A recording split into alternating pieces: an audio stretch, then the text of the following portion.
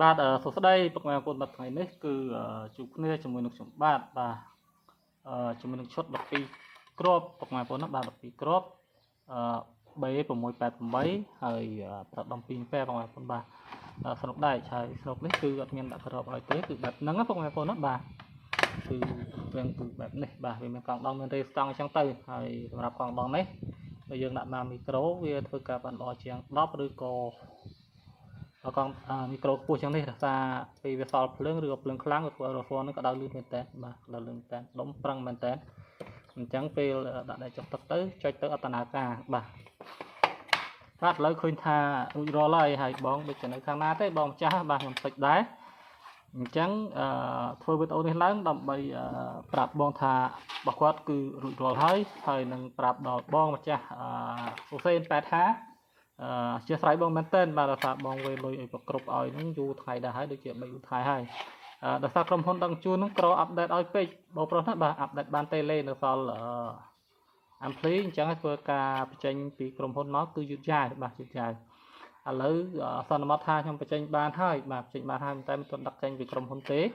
លបាក់ប្រហែលជាស្អែកអាចផ្ញើជូនបងហើយបាទនៅខាងផ្សារ115ខាងខេត្តក្រចេះបងប្អូនណាបាទ115ខាងខេត្តក្រចេះ80ចឹងសង្ឃឹមថាបងបានឃើញវីដេអូនេះហើយកុំព្រួយបារម្ភបាទជាពិសេសបងស្រីកុំខឹងបងប្រុសឲ្យបងប្អូនណាបាទដោយសារគាត់ជាមួយចាស់ដែរទេអញ្ចឹងគាត់ខ្ញុំគិតថាគាត់មិនសូវបារម្ភទេគាត់ជាមួយចាស់ខ្ញុំអញ្ចឹងគឺគាត់ជឿជាក់ខ្ញុំហើយថាខ្ញុំមិនបោកគាត់ទេបាទអញ្ចឹងសម្រាប់ឈុតនេះគឺក៏ជាមួយចាស់ដែរបងប្អូនណាបាទពីទូទៅឆ្នាំនេះខ្ញុំមិនទៅធ្វើវីដេអូទេបាទអញ្ចឹងរាល់អីវ៉ាន់ខ្ញុំចេញជូនក៏ថតតែច្រើនគឺអត់ថតតែថ្ងៃនេះក៏ចង់ថតលេងទៅបងប្អូនណាបាទ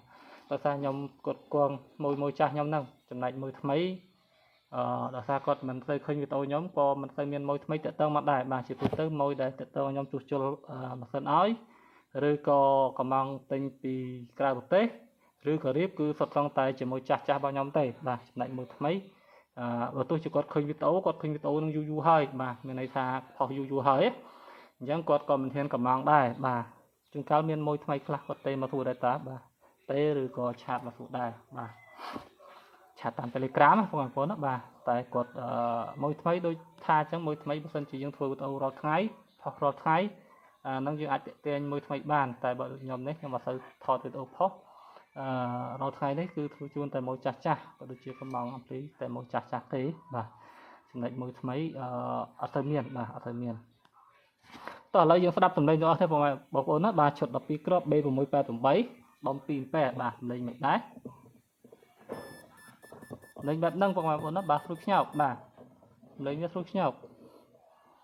តែភ្លើងកើតអត់បងប្អូនណាបាទម្នាក់ឯងប៉េះប៉ិន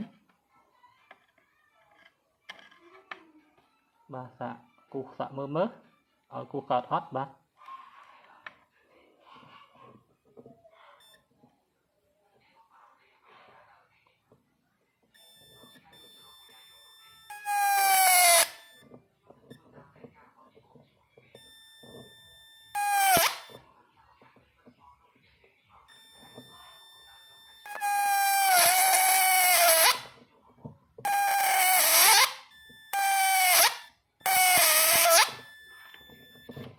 វាខ្លាំងគួរសមបងប្អូនណាបាទដុំ2ប៉ែហើយអាចរកបានជម្រៅ1ម៉ែត្រជាងអីបានបាទបងប្អូនណាបានអត់អីទេ